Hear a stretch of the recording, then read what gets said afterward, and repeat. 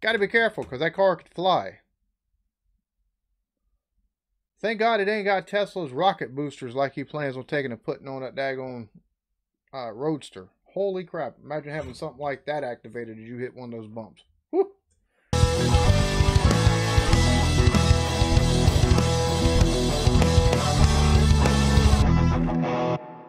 What is up, everybody? So one of the few times I think I've done this on the channel, I'm putting this on not only the main channel, but also my reactions channel.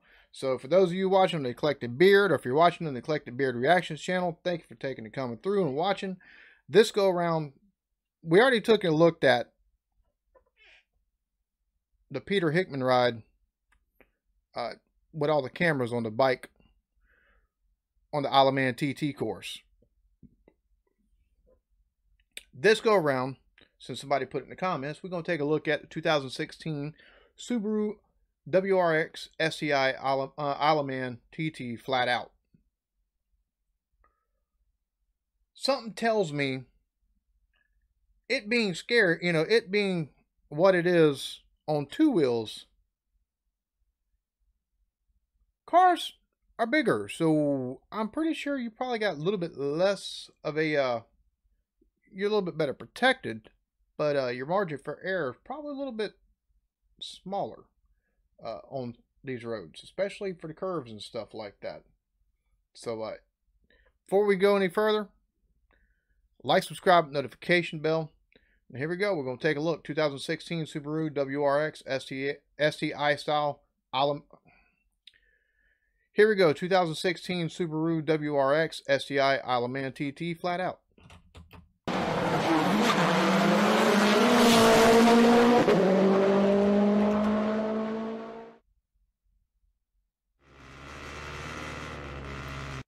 Mark Higgins flat out lap record, 128.73 miles per hour.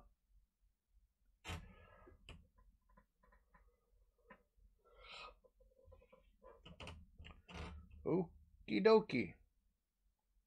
He's booking it.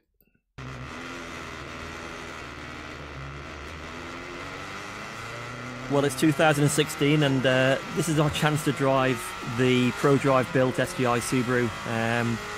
Something we really dreamed about in 2000. Bruh. That, number one, why? Because if something goes wrong there in the initial bit, he's not going that fast. He's doing 78, so he's not going that fast. But it's still a car. Big metal vehicle with four wheels. If something goes wrong, you is in trouble if it comes for you. That's all I'm saying. 2011 when we started this project, and this car is very special. We've got not massive amounts more horsepower, but the chassis is based around a World Rally car. We're lighter than before, and the gearbox is a sequential type paddle shift gearbox, and we're probably running about 1,200 kilos. So on this lap we're just starting our warm-up. We've got probably about 3 miles to get the tyres up to temperature, like we did in 2014. So that explains why he's going back and forth like that. Get him up temperature, get that grip on him. And me get my head ready to go for the run. The conditions at the moment are very warm, probably a little bit too warm for optimum performance in the engine. And this is actually our second time lap around the circuit, which was done on the Monday of TT week. Every time you go out, you're actually changing the setup of the car and just developing, because there's nowhere like the Isle of Man. Wow, every time they go out, they're changing the setup of the car. That's crazy. I wonder if there's nuanced stuff they take and find that can help them better, or you know, that's to take and go out every time to take and probably do a practice or the racing itself.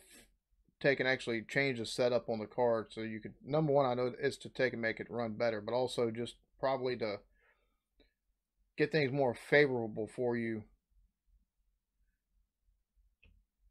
for your run. I mean, that's, I can't even imagine how much work those mechanics have to do for something like that. Around the circuit, which was done on the Monday of TT week. Every time you go out, you're actually changing the setup of the car and just developing, because there's nowhere like the Isle of Man to test. And you can test on an And it's got the G-force thing right here. Holy cow. airfield or a racetrack as much as you want, but there's nothing actually like the TT course. 140. So we're getting quite close now to the last few bends. I'm just getting the feel again of the car. As you can see, getting plenty of heat into the tyres. And looking forward with anticipation for the start of the run.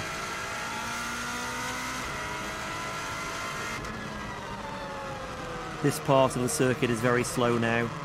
We've got one tight hairpin right, and once we go around that, we're basically on our flying starting lap.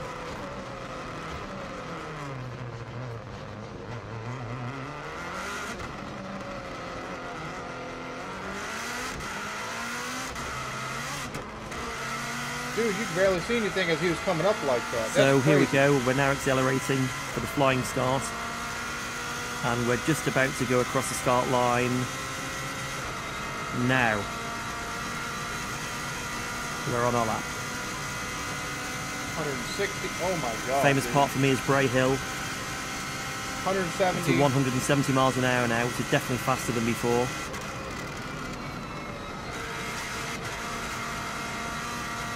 And again, building confidence through that. And that dip on the side does move the car around quite a bit. So we can't take that flat yet.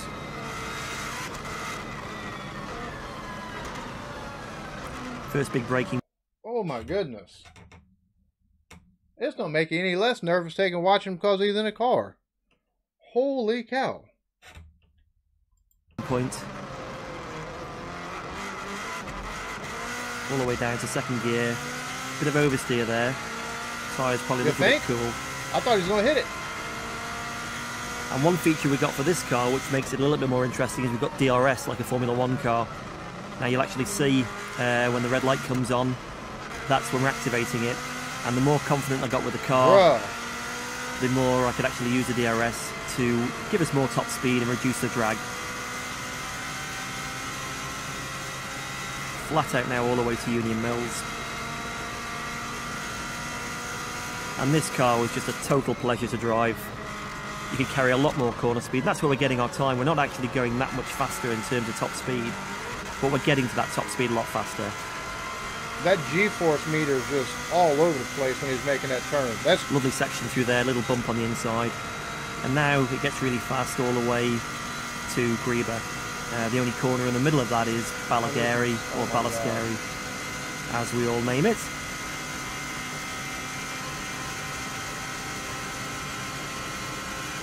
So again, getting up to 170 quite quickly. Little lift here. how much. It doesn't look like he did a down speed very much at all. 170. Luckily, it's 2 lanes. Woo. So again, getting up to 170 quite quickly. Little lift here and then Take it down to 140 to take a turn. tip it in. And because the car is so much faster everywhere, I can actually build up every lap I get out, and I was hoping for another lap. And there's a few places where we could have edged a little bit more time, just with confidence in the car. Oh, he is strolling. You've got 2 chances of a TT course. If you take it flat and it's not, you're in a lot of trouble. So you've actually got to build up to see what the car or the bike will actually do on those corners. And that just comes with time and experience. Flat out now, we've got a little jump. And we've got to be careful because at 170 miles an hour, that car potentially could fly. So we've Got to be careful because that car could fly. Thank God it ain't got Tesla's rocket boosters like he plans on taking and putting on that daggone Roadster. Holy crap. Imagine having something like that activated as you hit one of those bumps. Whew. Have to...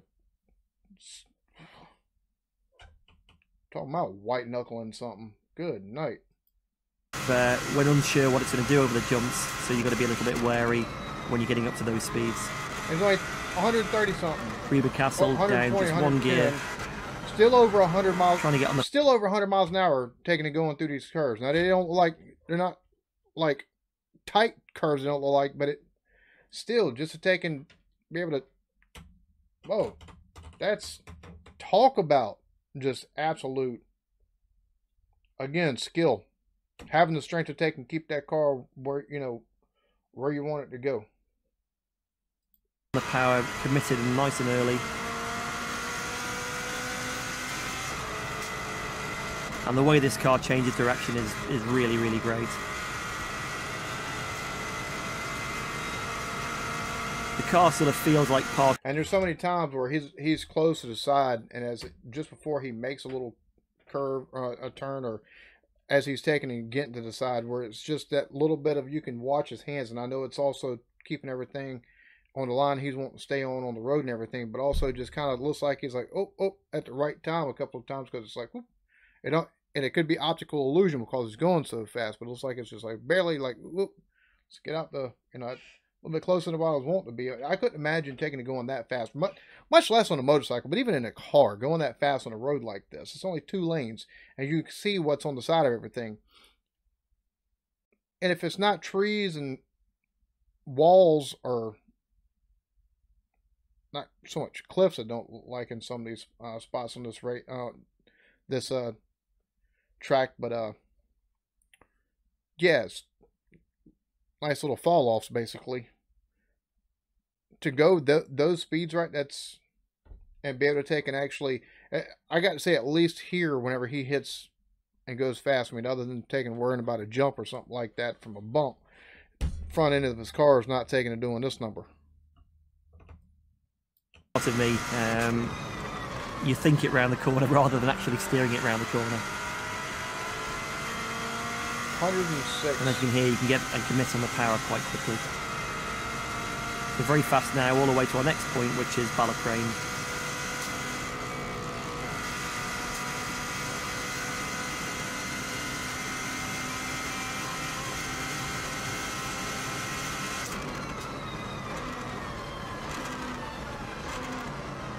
So heavy braking all the way down into third.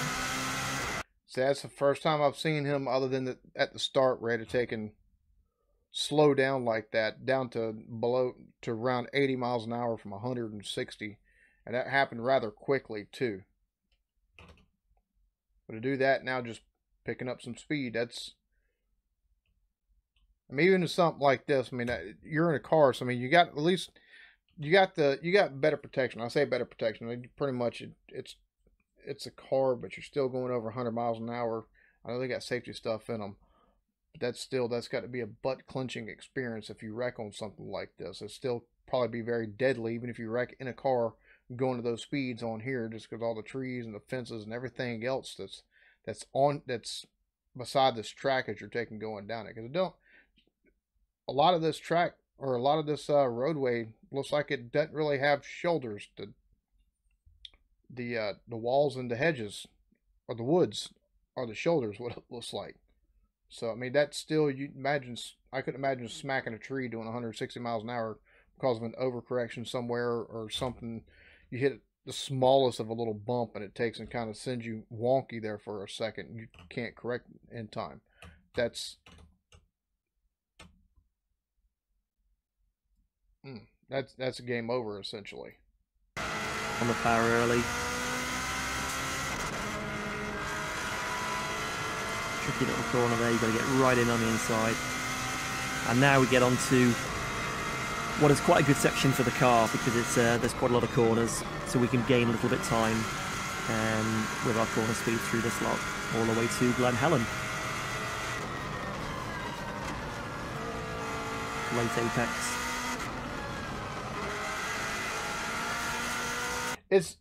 It's odd seeing the differences. I think it's pretty cool seeing the differences in the way you're able to take and see things with the camera, with the onboard camera with the car, as opposed to the bike. Because the bike, all of this, now this is still going by really, really fast, but compared to the bike, even in some of these spots like this, the blur isn't nearly as severe as it was on that bike. This is but I also find it interesting. He got his respiratory rate, his skin temperature, his beats, his beats per minute, so his heart rate and everything like that. And one thing I've struggled with a little bit in 2014 was the gap between Gear 5 and Gear 6. The ratios and the engine power seem to really help this car, so I'm gaining a lot of time just in that upper end of the gearbox. I'm changing gear with the paddle on the right hand side. Pull it back to go up the gears and push it away to go down, and it's a 6-speed gearbox with a very fast change. Still, doing a turn like that at 80 miles an hour, that's not nothing to sneeze at. But even once he got up to 140 and more, the blur, it wasn't so much the blur because you could still see. Can't really make out a lot of stuff, but you can see stuff a lot better than you could watching the bikes on board. But with this, the road kind of seems more ominous because the car is wider. I mean, like I said, I'm sure if you don't take the right line on this in a car, it could be just as bad, just as quick at the speeds they're going. Coming to Sarah's cottage, a very big climb. You can't really see it on the TV. Difficult corner that, and now you start building power all the way up the hill again to get onto the next section. Helicopter always comes into sight here. You can see that above. 150, 60, 4, 6, 8. What a scary corner at the end. Just tips it in right. Dude. There's a bump on the inside for us there. Just coming down now. Got to be a little. Imagine misjudging where that corner is going that speed. Just like a fraction of a second too late, you go to turn. You are in massive, massive trouble, and so are the people on the other side of the road. A little bit careful. We've got a flag being waved for loss of adhesion. There's been a bike off and hit the barrier on the right. So they've had the oil flags out. As you can see, the dust on the right, and the bike's still parked there. Come up for the walls now, drop it down 1 gear, and I think we dropped it down 2 gears last time in 2014. And now flat out. To taking just downshift at one time and then taking still slow down and to be able to pick back up speed, the range for that gear seems to be pretty, like he was talking about with the higher gear ranges having more headroom in them. That's drop it down 1 gear, and I think we dropped it down 2 gears last time in 2014. And now flat out all the way to the top of the Garrow. I really do like this section, and especially in this car.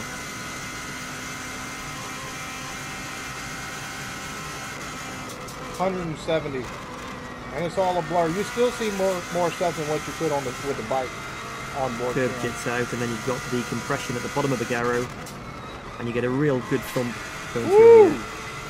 Woo!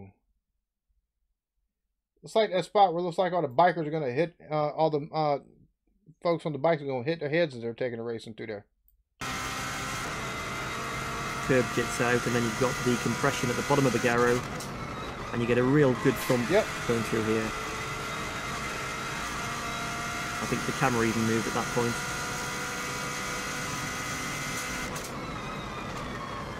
Tricky bend now, double apex right. Still over 110 miles an hour when he took and slowed down to take that curve right there. Flat left and then a double apex left.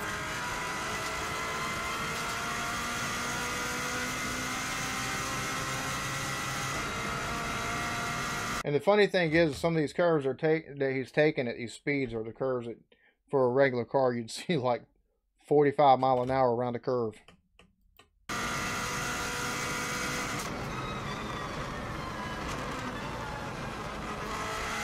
Now coming into Kurt Michael. Always great through here. And using the yellow lines, you can see the impression of speed you get with the proximity of the houses is really impressive. Great God. I'm moving around quite a bit. Like he had to take in just the slightest movements from that right-hand side right there. It looked like he was about to take in. Like if he'd have been over too far or something like that, he could have smacked that house or hit, you know, run into the spectators or something like that. But just that little bit of movement right there, and just wait, whoo, the handling on something like that. I mean, you know, we wouldn't be able to, you know, most regular folk ain't gonna be able to take and handle the car like that, going at speeds like that. We're just not attuned to it and used to it and everything like that. But just to be able to take and make the little adjustments that's needed going at speeds like that. There. Look how close the people are on the left. Got to get the car straight just before it goes over the jump. And now really fast all the way down to the famous jump at Ballath. He is rolling. He is rolling. Back up at 170 miles an hour. These corners are really nice. Just you don't even see the white line in the middle on the next one.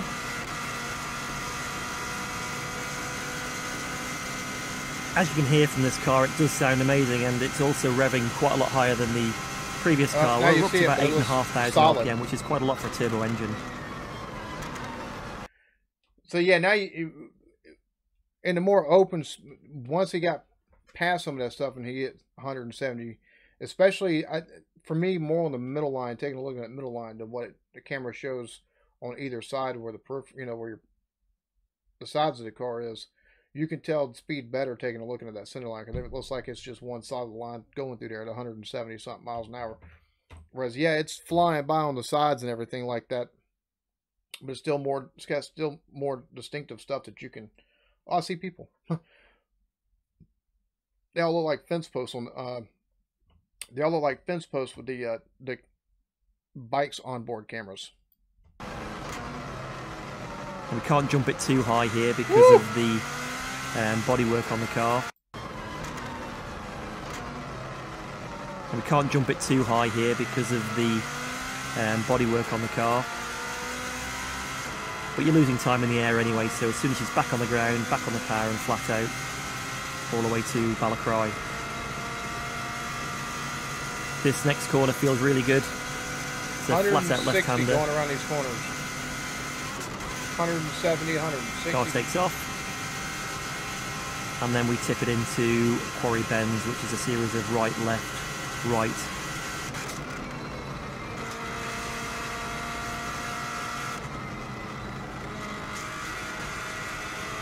Car pulling quite good G there. Nice change of direction, and that's something this car does so much better than the production-based car as well.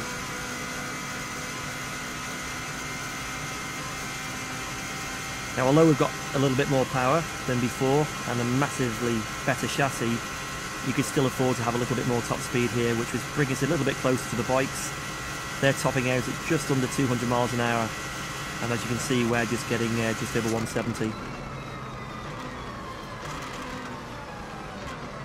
Braking down here at Sulby, feels like 170 to 60 something miles an hour to take a turn like that. The flywheel, the transmission, the brakes on this thing, that can go from that rate of speed down as quickly as he does. That's it's pretty impressive. Just a simple fact of, like, again, I mean, this is one of those situations you have to take and know the track, take and race it for sure. I wonder how many test laps they take around these around this road right here, this track on the road, before the actual racing starts, or they have something that they're able to, like, virtually take and run or something like that. So at least they're familiar where the turns and everything, like where the curves are and everything. It's just watching this and knowing the mental acuteness they have to have, along with the physical dexterity or physical strength they have to have, and the stamina to take and actually run something like this, multiple laps as well, take and run this, to take and actually, you know,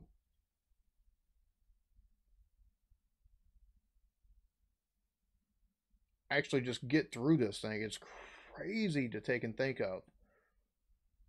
You're doing 2 miles an hour, so you've got to be really careful to get the apex. Bit of oversteer on the outside of the corner. And now we get into the bumpy section from Ginger Hall all the way to Ramsey. Got bouncing around quite a bit.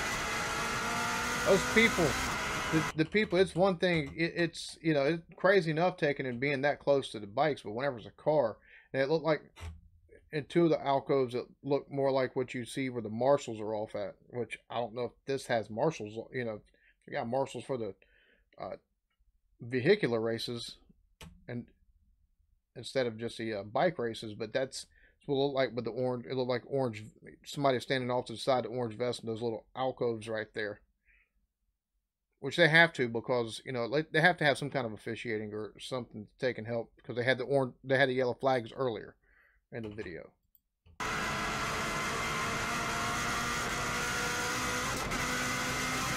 Bit of a kick on the bump there. That was quite nasty, and for the bikes, they must have a hell of a hard time hanging on all the way through here.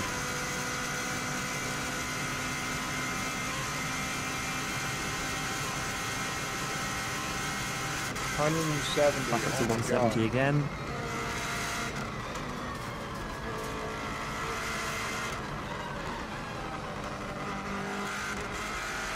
Chuck her into the left, bang on the power early. Coming up now is the Conker Tree, which jits out a little bit on the left, and then we've got a nice series of a right, left and a right, and heading toward Ramsey. 150, 160 rolling through there. And the thing about it is, you take a look at the way he said it juts out to the from the left there a little bit. You take a look at how he has to take some of this stuff. I mean, taking it going those speeds, that's still pretty incredible. Taking it, being able to make the corrections just to take and keep that line to stay off of it, anything, because that's, like I said, that's fractional seconds. Take and make the adjustments needed to make. Chuck her into the left, bang on the power early. Coming up now is the Conker Tree, which jits out a little bit on the left, and then we've got a nice series of a right, left and a right, and heading toward Ramsey.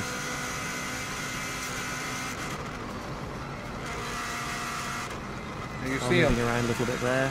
This number right here, going through some of this, still over 100 miles an hour. Incredible. This next corner is great, small jump, and then flat out straight into the next right-hander.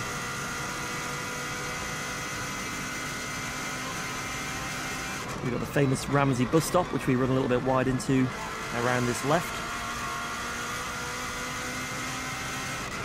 And then real hard braking all the way down into second gear for Ramsey Parliament Square.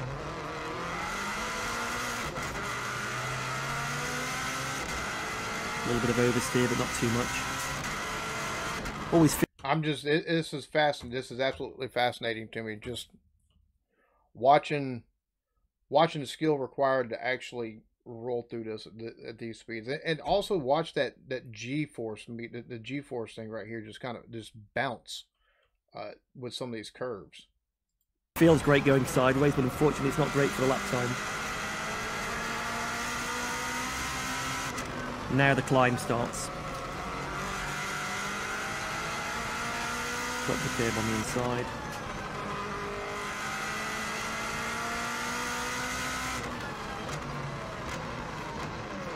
And now into first gear around the Ramsey hairpin. Now the heat had just started to give us a little bit of understeer with the car. On our very first run, we had an oversteer balance. We changed. I was about to say, at this point in time, the tires have got to be getting to the point where they're starting to, the grip is probably not what it was after they warmed the tires up, because they're probably getting over warm at this point. They're probably getting to where, yeah. For this lap, and probably went a little bit too much the other way. So there was a little bit more time to come from the balance.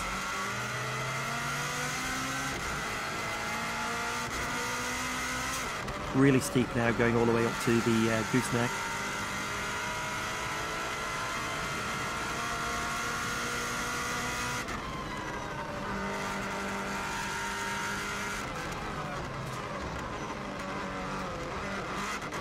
Big bit of understeer there, pushed to the outside, and had to come out of the gas quite early.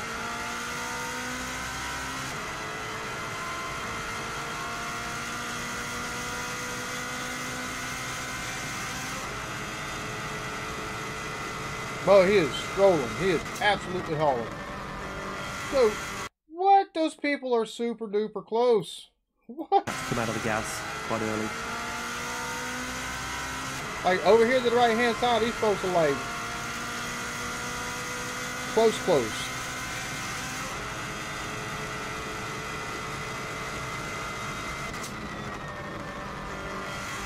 Okay, they're behind that white picket fence looking thing, but still, I mean, they're about 5 foot off the road. So, still, I mean, being on a curve like that, you would think if something happens and that car loses, the driver loses control of that car, the people that are in that particular spot would be in a bit more damage than if they were on a straightaway, because the way it comes down and does that curve, and somebody was to take and go this way or that way for either side, you're not going to take and see it till it's right up at you. That's, man. Now, even climbing up the mountain, really happy with our speed, and that was definitely an area we could gain on the previous attempts. You can see how much quicker this car accelerates from the 120 right the way through to 170. Going down.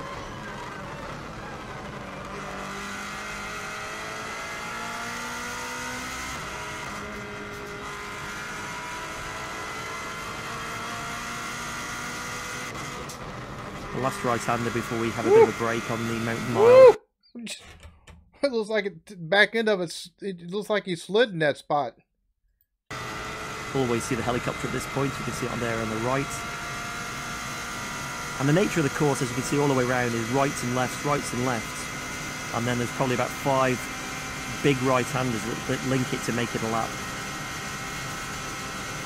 So the tyres aren't really getting mega warm.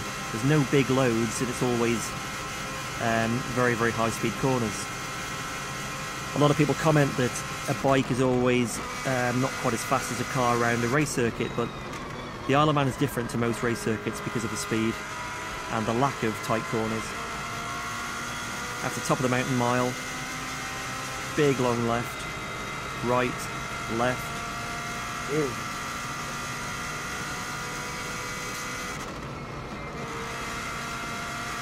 And now we start dropping downhill a little bit towards our next sort of time point, which will be the bungalow. Big long right-hander. Well, he goes around this any quicker. That fence is going to look like a privacy instead of the way it is. He is strolling through this 150, 160. I mean, even taking it going uphill, downhill, but still you can see the elevations actually raising.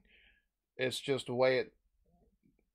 Man, I tell you, it's impressive the way.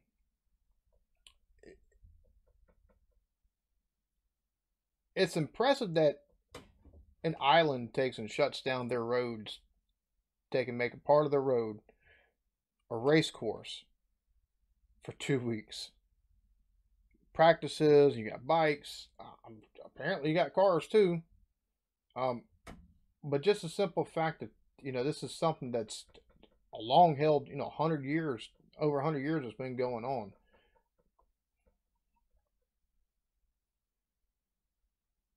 The fact that it takes into, I couldn't imagine living there. That'd be, I have to think that most people that live there look forward to to the race every year.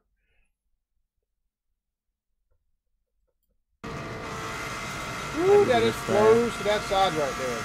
Great God. That's where Connor had his big accident. Oh, that's where he went over the a side. few years ago.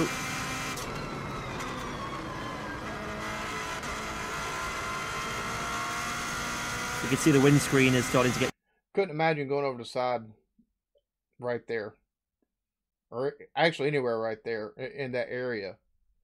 Before the curve or, after the curve and the one that he's coming up to, just for the simple fact you take a look and it's a nice, it's not a cliff, but it's a nice steep fall, it's a nice steep hill that's right there. I couldn't imagine taking it going over either because I've come off a bike or because I didn't take, something happened with the car, so either something blows out or you don't take the line right, overcorrect or something like that, and you put yourself in trouble and wind up going over the side.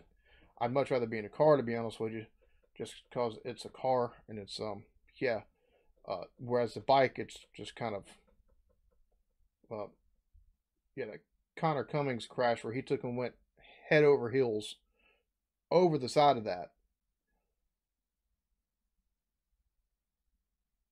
Most folks would be like, yeah, that's it for me, I'm done. My understanding is 2 years later he was back racing this course. So I mean, that's big cojones, really like wheelbarrow sized. Get quite covered with flies. Wasn't too bad at this time of day, but I didn't want to risk trying the wipers because it could actually make it worse. So you better just to get on with it and ignore it. Yeah, there's a lot of bugs. Last thing they saw was their rear end. It hit the windshield right there. Had a great board up there, somebody showing P1. We were the only car on the circuit, so I thought that was quite funny.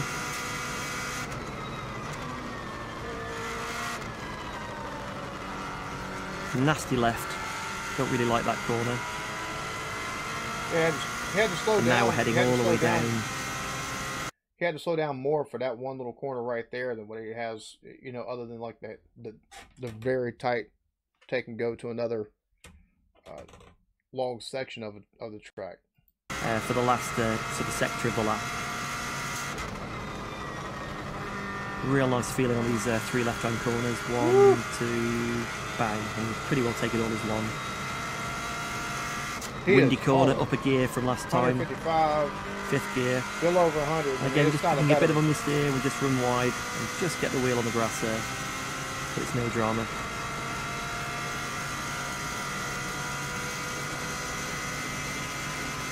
Very difficult to get the car pulled across to the right-hand side before the next left. I bet it is. You take a look where the G-forces have it. I mean, everything's over on this left-hand side over here. So I'm sure taking and pulling against all of that. This. Because you're travelling so fast. That's 170. And you definitely don't want to get that one wrong. 50. Not quite 160 again, but still over 100 miles an hour for curves that you take and see on normally, at least here in the U.S., roads that have curves like that. You'd be doing 35, 25 miles an hour in those S curves like that. Next is Kate's Cottage. Car moves around a bit there, and now flat out down all the to people the correct on bar. the side, man, that is crazy. Loads of people around watching. And you know it's going well when people are waving, which definitely helps. Around the Craig. And now really fast down to Brandish, which is the big long left-hander. People just whizzing right by. Of course, at this point, everything's just kind of a green blur. Of course, it looks like it's all just grass at this point.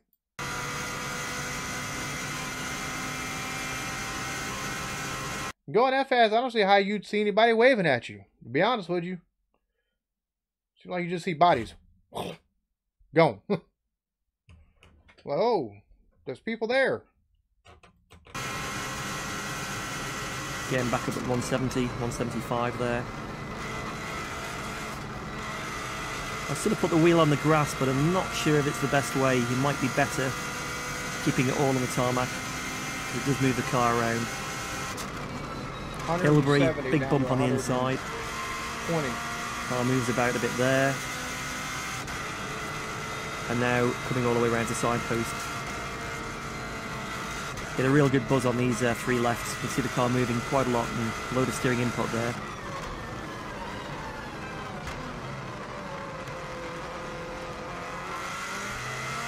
You can't mess up now. We've had quite a good lap.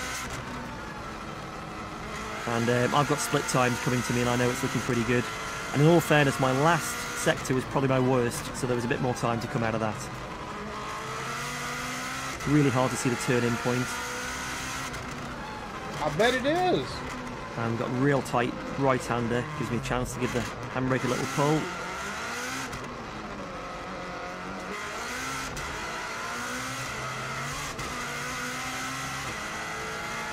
DRS wide open again. And here we go for the line.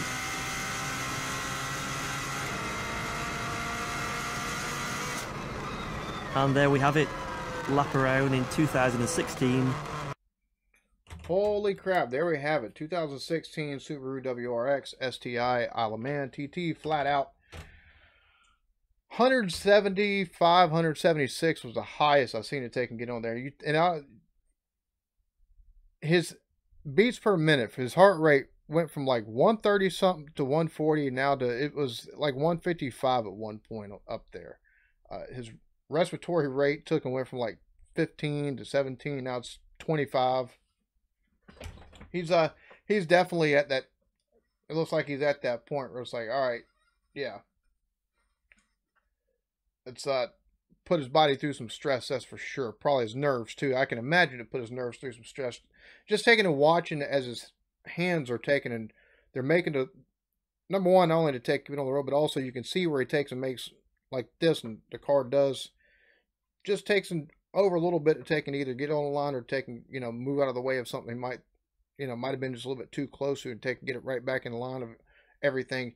Just at the split second, just it's definitely got to take and have some mental stamina, mental fortitude, basically, and be very physically fit to take and race something like that at speeds like that. 130, 120 around curves that most folks, even with the fact of the matter they've got both lanes that they can take and use, you're not going to try to attempt for the most part at those kind of speeds in your regular stock car. So thanks everybody for watching. If you like what you see, like, subscribe, notification bell. Y'all all have a lovely one. Peace.